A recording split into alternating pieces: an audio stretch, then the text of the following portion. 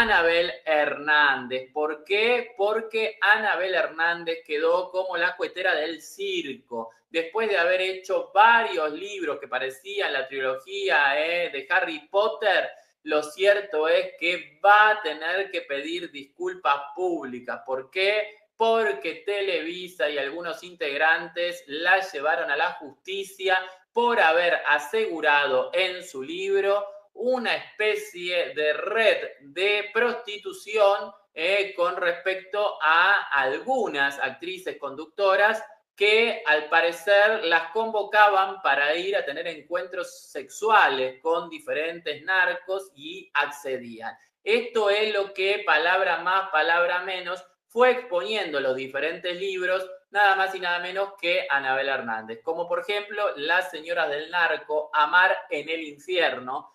Seguramente ustedes recordarán ese título, y en la página 242 y 243 habla, entre otras personas, de Patti Navidad, y dice que Patti Navidad tuvo aparentemente o fue a tener un encuentro de índole sexual con Beltrán Leiva, y ahí no se sabe si accedió o no accedió. Algunos dicen que sí, otros dicen que no. Lo cierto es que el libro decía eso, que supuestamente tenía todos los datos Anabel Hernández, pero cuando la justicia le pidió las pruebas de lo que había plasmado en su libro, evidentemente no las tenía.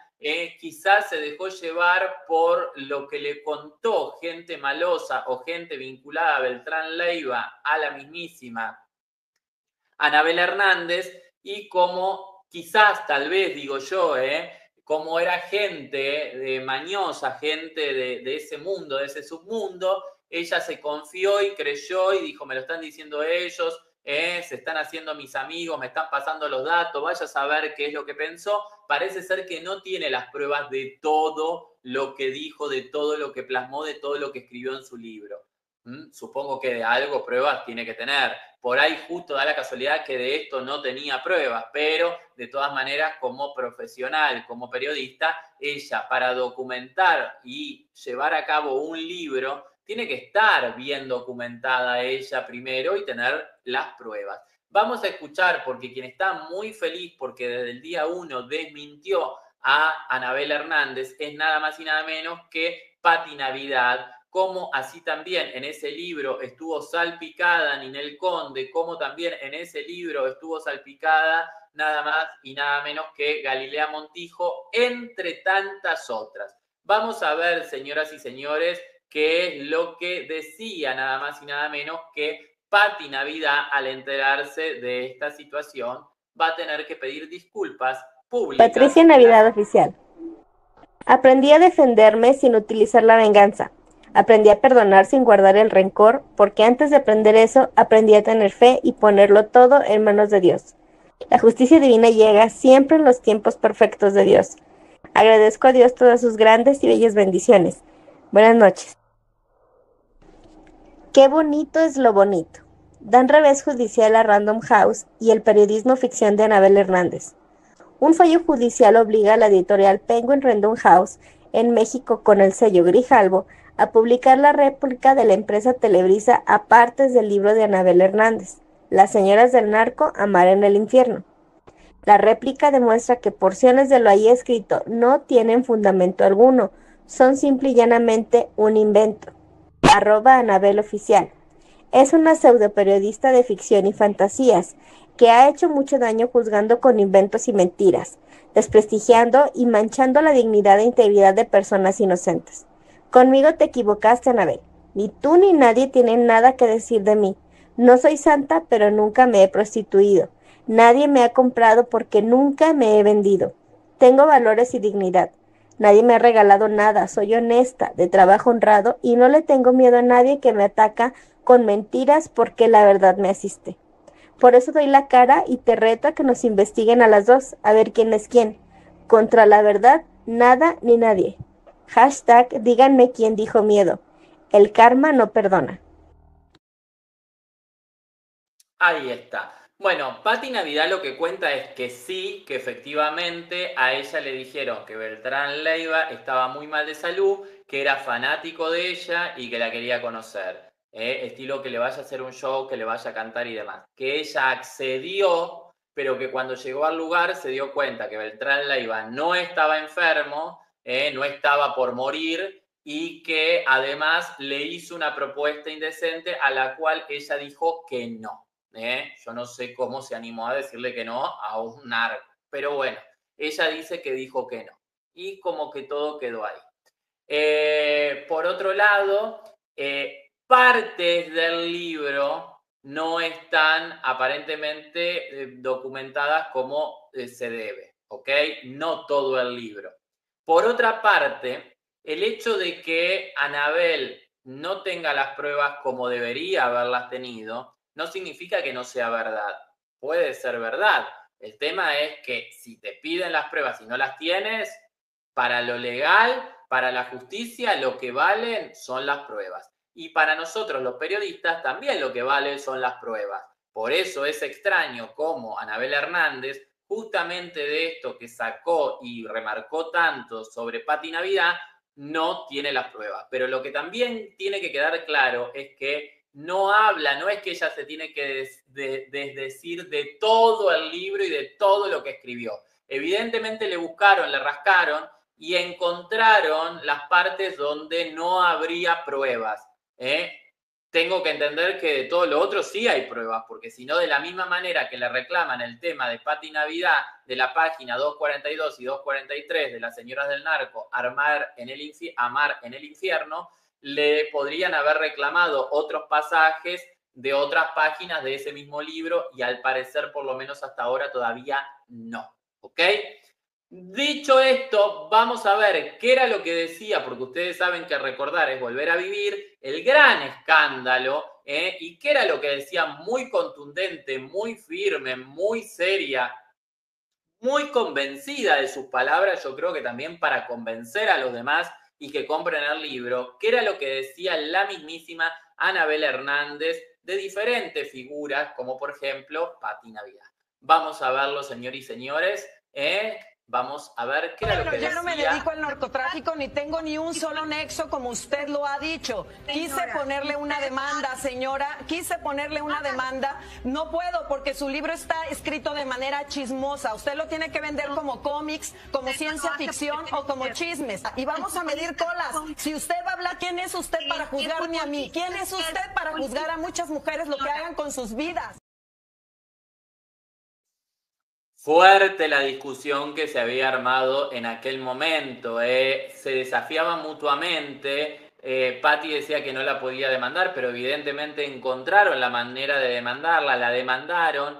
Desafiaban a Abel Hernández, decía demándeme, demándeme. Bueno, finalmente se le hizo, se le cumplió, la demandaron y ahora deberá pedir disculpas. Y no sabemos si no van a pedir que retiren el libro de la venta o que de alguna manera lo rehagan y quiten esas páginas donde se refiere a Pati Navidad, que por lo menos hasta ahora es la única, al parecer, que no ha podido justificar Anabel Hernández sus dichos, ¿ok? Dichos que los plasmó como ciertos en un libro. Vamos a seguir escuchando y vamos a seguir viendo de qué manera Anabel Hernández, fuerte, esa señora Patricia aguerrida. Navidad. Patricia Navidad siempre ha tenido un papel muy secundario en todo lo que ha hecho.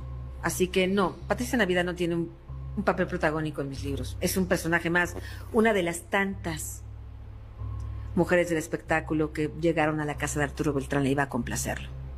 Una más. No era realmente, ella no tenía ningún papel más importante que eso. Siempre ha sido una mujer de segunda categoría, incluso en ese mundo. Pero había mujeres de una primera categoría, que era, por ejemplo, Ninel Conde, era, por ejemplo, Galilea Montijo. Galilea Montijo es una mujer con conexiones con el crimen organizado a niveles que la gente aún no le cae el 20, no le cae el 20. Es un personaje que mi investigación sobre ella no ha terminado. Y mi investigación sobre esas mujeres del mundo del espectáculo no ha terminado. No porque yo las esté buscando, Yo lo que estaba haciendo es, ok, tengo el personaje de Emma, conocí a Emma, la entrevisté, y yo quería, por ejemplo, conocer cómo eran las esposas, hacer las biografías de las esposas, por ejemplo, de Edgar Valdés Villarreal, a la Barbie, y de otros narcotraficantes. Y entrevistando a lugartenientes y a socios criminales de estos narcotraficantes, la Barbie, por ejemplo, entrevisté a gente de su círculo más cercano, es que yo preguntaba sobre Priscila, que era la esposa oficial de la Barbie, una chica muy guapa, de buena familia, con un padre que después terminó en el narco, etcétera, etcétera, ¿no? Pero rastreando, buscando, reconstruyendo la historia de Priscila, empiezan a salir una serie de nombres. No, es que Priscila era muy celosa. ¿Y por qué era celosa? Pues porque el güero, como le decían a la Barbie, andaba con muchas mujeres. ¿Y quiénes eran estas mujeres? Ah, pues A, B, C, D. Y yo me quedé así, casi hice los ojitos como tú, dije, perdón. Pero está hablando de, o sea, esta la actriz, esta la conductora, esta la no sé qué, esta la no sé cuánto, sí, esta la, sí, que salió en la novela. Sí, está, sí. Palabra por palabra. No, pero también don Arturo Beltrán Leiva, también con A, B, C. Yo mismo llevé a Galilea a un encuentro de, pues, sexual con Arturo Beltrán Leiva. Era su amante de planta, era su compañera. Le ofreció matrimonio a Arturo Beltrán Leiva. Galilea... O sea, su relación con Galilea Montijo, una de las actrices más famosas y que más reditúe económicamente a Televisa, era... para mucho. Fuerte, fuerte lo que asegura, no es que lo da a entender, no es que dice cómo es, no.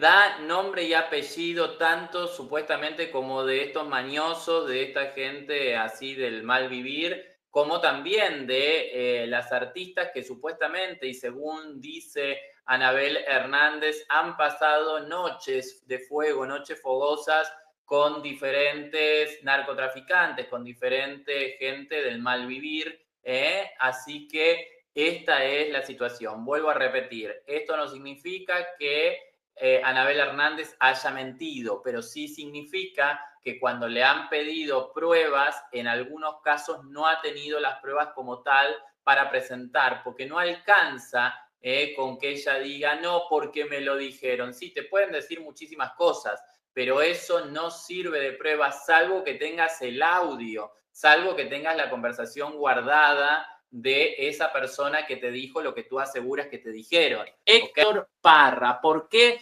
Porque el actor Héctor Parra, que está detenido, encarcelado, condenado a una condena, primero 10 años y 7 meses. Después pasó a tener una doble condena de 13 años y 10 meses. Y después, ante una revisión de esa doble condena, pasó a tener una condena de 12 años y 6 meses.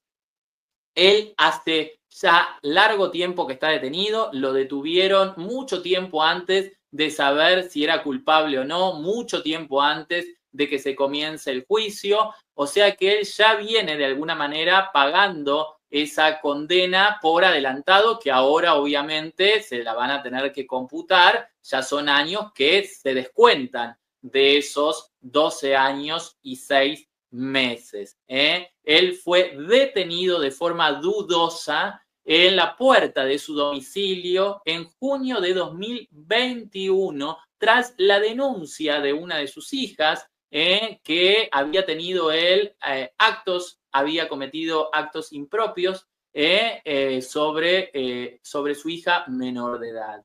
La hija le cuenta a la madre lo que había sucedido. La madre no sabemos qué actitud tomó, qué se le cruzó por la cabeza o qué, pero no se le pasó por la cabeza salir corriendo a denunciar a esta persona que había hecho o que estaba haciendo lo que estaba haciendo con su hija y esperó a que la hija fuese mayor de edad y fue la hija misma quien denunció. Esta denuncia fue llevada obviamente a la justicia dictaminó un juez, después en otra instancia dictaminó otro juez, todos coinciden en que este señor es culpable y la condena ahí está. ¿Ok? Lo cierto es que hace unos días hubo un llamado telefónico que le hizo a su hija, Daniela Parra, en un en vivo desde la cárcel, donde hubo algo de todo lo que dijo Héctor Parra que encendió las alertas y fue por primera vez haber externado que tenía miedo. Dos de los abogados que asesoran al narcotraficante Ismael El Mayo Zambada para evadir la justicia de Estados Unidos y que se ha repatriado con la ayuda del gobierno de México, Juan Pablo Penilla Rodríguez y Juan Manuel Delgado, junto con Sergio Ramírez Muñoz, han estado asociados en un despacho legal llamado RP&D Abogados, que durante los últimos 6 años establece una estrecha relación con la cúpula del partido Morena, incluyendo Andrés Manuel López Obrador y la actual presidenta de México, Claudia Sheinbaum, así como los actuales principales funcionarios del gobierno federal. Es tan cercana la relación con el partido oficial que se hacen llamar los abogados de la Cuarta Transformación. La cercanía con el poder transformó en tiempo récord sus vidas de clase media a una opulencia exacerbada.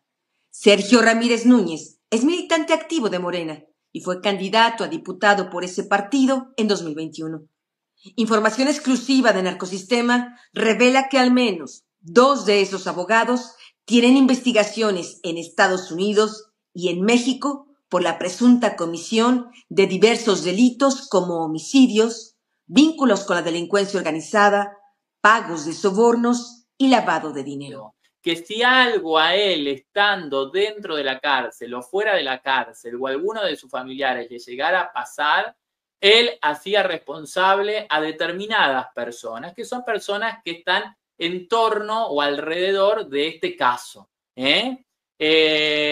Lo cierto es que esto dejó muy preocupada a la gente que cree en Héctor Parra, que cree en su inocencia, que cree en que en realidad él no hizo nada, en que cree en que los jueces por ahí se equivocaron, que las pruebas quizás no fueron suficientes. Vaya a saber qué es lo que piensa la gente para decir que en realidad Héctor Parra es inocente. Pero si uno hace una encuesta por la calle, y la hemos hecho, de 10 personas, aproximadamente 8 o 9, por no decir las 10 en algunos casos, dice que para ellos Héctor Parra es inocente. Pero una pregunta, ¿pero sabes cómo fue la situación? ¿Sabes que tiene una doble condena? Sí, pero también vimos cosas en el proceso como público, dice que no nos quedó muy en claro. Situaciones dudosas que dan que pensar. La gente, el pueblo, el público, los seguidores de Héctor Parra, gente que ni siquiera es seguidora de Héctor Parra, gente que ni siquiera conoce a Héctor Parra, gente que ni siquiera veía la actuación de Héctor Parra, cuando se empezó a enterar de este caso porque se hizo mediático y ya es de interés nacional casi, empezó a prestar atención en cómo iba avanzando, en lo que iban escuchando de un lado, del otro, del otro, del otro, del otro, y la gente descree que él sea culpable. Es la opinión de la gente, no es la opinión de la justicia. ¿Ok? Vamos a ver qué era lo que decía Héctor Parra en el llamado telefónico a su hija, Daniela Parra, que también estaba obviamente el tener a mi lado a una estrella con esa luz, con ese amor, con ese corazón que es mi hija, apoyada por otro corazonzote que es Diego, su familia. Esos fueron mis anclas, mis bastones para lograr cruzar ese primer puente ruinoso. Pero sí, yo también ahora sí lo creo, lo siento, lo percibo, que ya está muy pronta la salida, la justicia, que yo creo que ahora sí vamos a cruzar por la puerta correcta, con las personas correctas, y van a hacer su trabajo correcto, porque pues yo reitero lo que dije desde el día 1, el minuto 1, jamás en mi vida podría yo hacer una cosa tan baja, tan ruin, tan puerca como lo que sabemos que está pasando. también de verdad que para nosotros es también un motor escucharte a ti bien, escucharte simpático, escucharte hacer chistes, verte bien, verte fuerte, también eres es un ejemplo, Héctor. Sí, la verdad que sí. Que querías decir algo porque alguien salió a decir que tenía mucho miedo, entonces, lo que querías decir, te escuchamos. Pues mira, justamente eso, que de repente se ha escuchado por ahí de que tienen mucho miedo de que yo salga. Y la realidad, y lo digo con el corazón en la mano, si alguien tiene miedo de salir, soy yo, porque ya está comprobado la calidad humana que no existe en algunas personas. Entonces el que debe tener miedo de salir soy yo, porque ya vimos los alcances que pueden tener algunas almas oscuras, algunas almas insatisfechas. Entonces no es que me tengan miedo a mí, cualquier cosa que le pase a mi gente o a mí, hago responsable a todas estas personas involucradas en este asunto tan bajo y tan ruin. Yo lo digo, yo lo voy a decir, cualquier cosa que le pase a mi papá o nos pase a nosotros o a cualquier nuestra gente, hacemos responsable a Sergio Mayer, a Jimmy Hoffman, a Paulina Garriga y a Olivia Rubio. Bueno, de esta manera, entre padre e hija comunicaban su sentir, comunicaban lo que ellos de alguna manera están percibiendo o tienen la sensación que les puede llegar a suceder, y en el caso que les llegara a suceder, señalan al menos a 4 personas. Con nombre y apellido señalan a 4 personas. Lo cierto es que nadie estuvo ahí para saber si Héctor Parra fue culpable, hizo lo que dicen que hizo o no lo hizo. Nadie estuvo ahí. Con lo cual, es realmente aventurarse a decir es inocente o porque nadie estuvo ahí. Y porque yo considero que hay que tener respeto por una persona que se declaró víctima y que la justicia dice que fue víctima.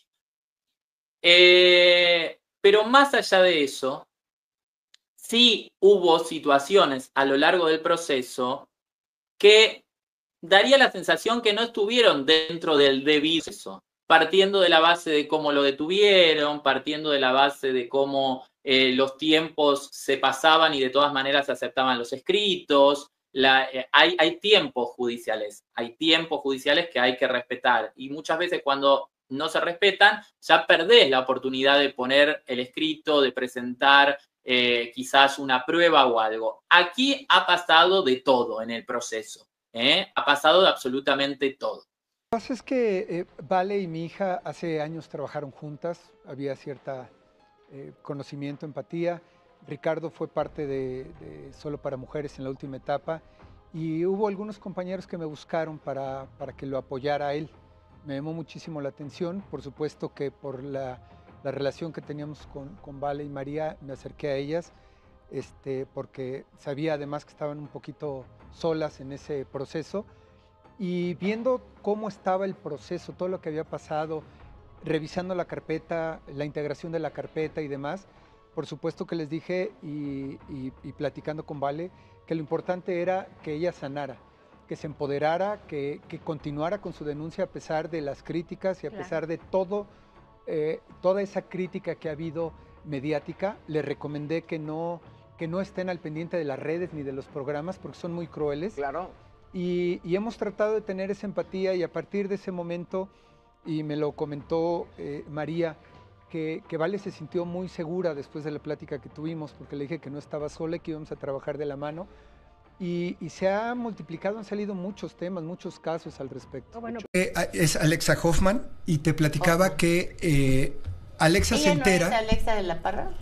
Ella no es Alexa de la Parra. Es Alexa Hoffman, ella se quitó el apellido. Sí, claro. Del abusador.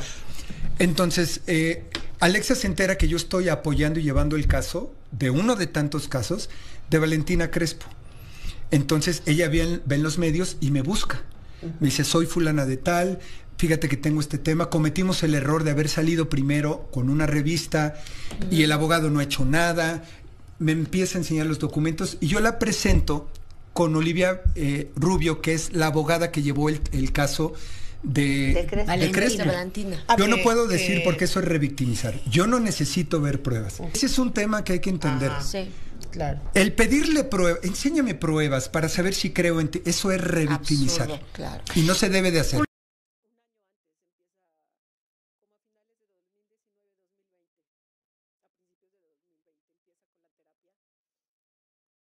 Que hubo algo que a mí me llamó la atención, que era una abogada que tiene muy buen nivel de oratoria, creo que es muy inteligente, creo que defiende a sus clientes, pero había cosas en toda la investigación que como que no cerraban.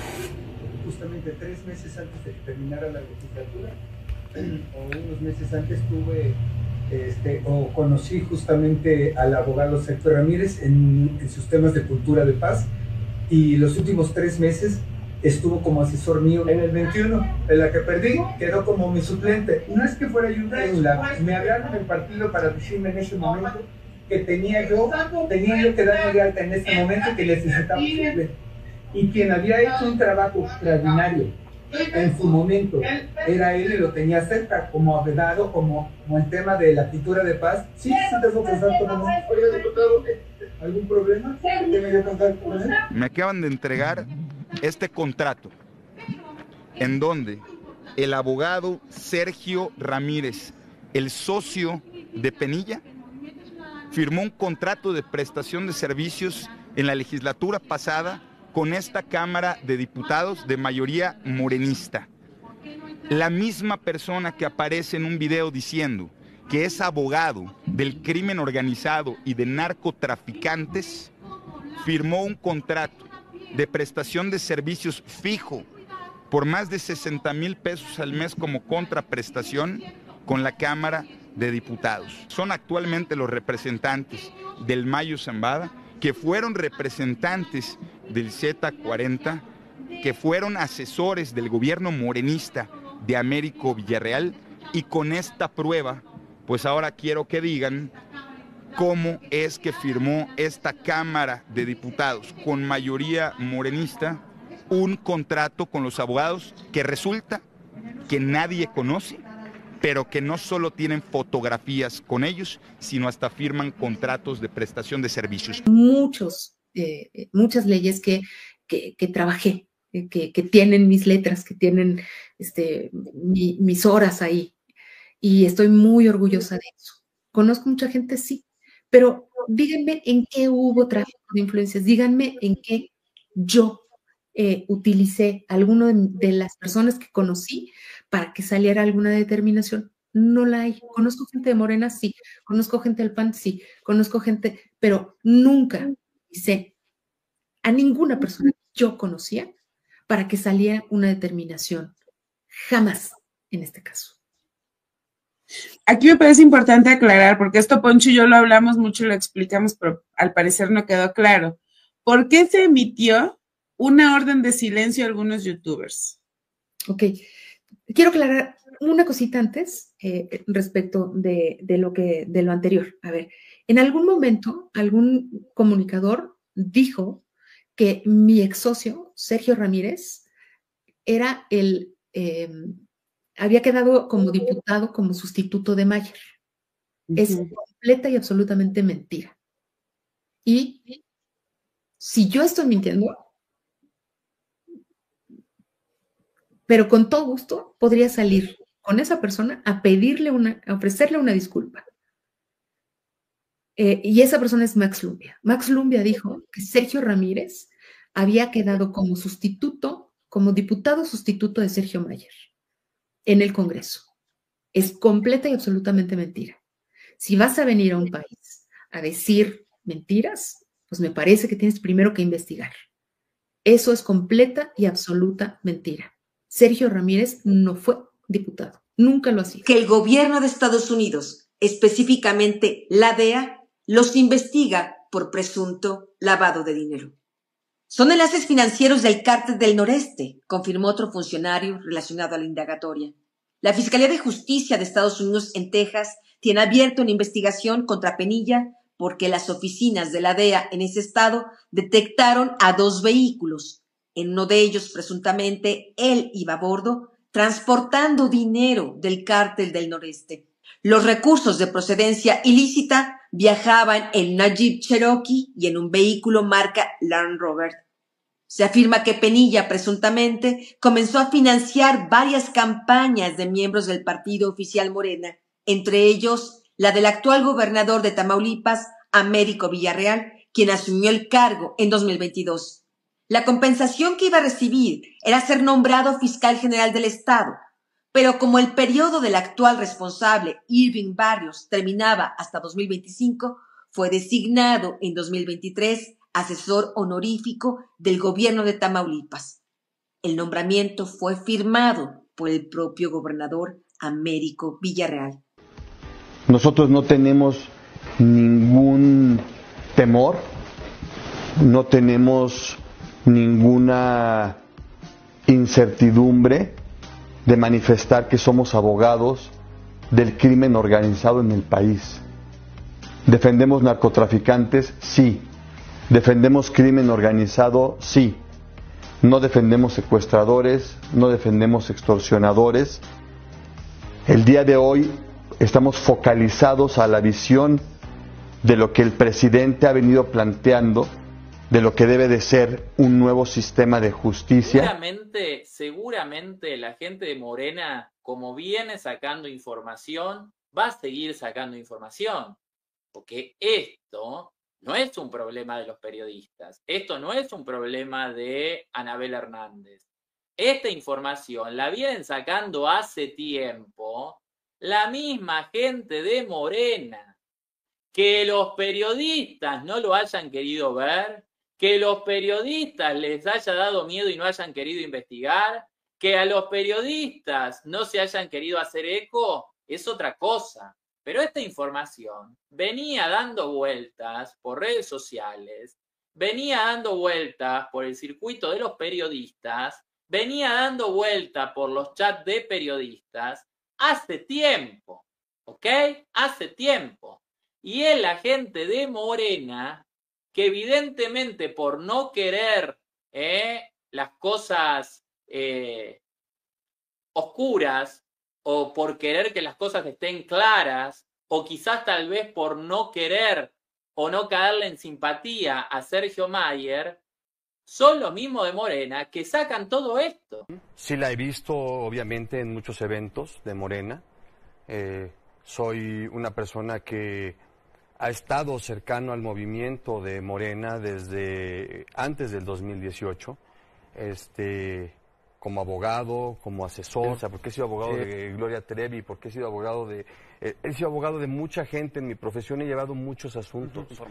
Por supuesto que entré a militar en algún momento en Morena porque venía esta idea de poder entrar a la Cámara de Diputados a buscar asesorar de forma jurídica a algunos diputados. Y aquí las cosas tienen que estar de una vez por todas claras, porque parece ser que ya estuvieron bastante confusas.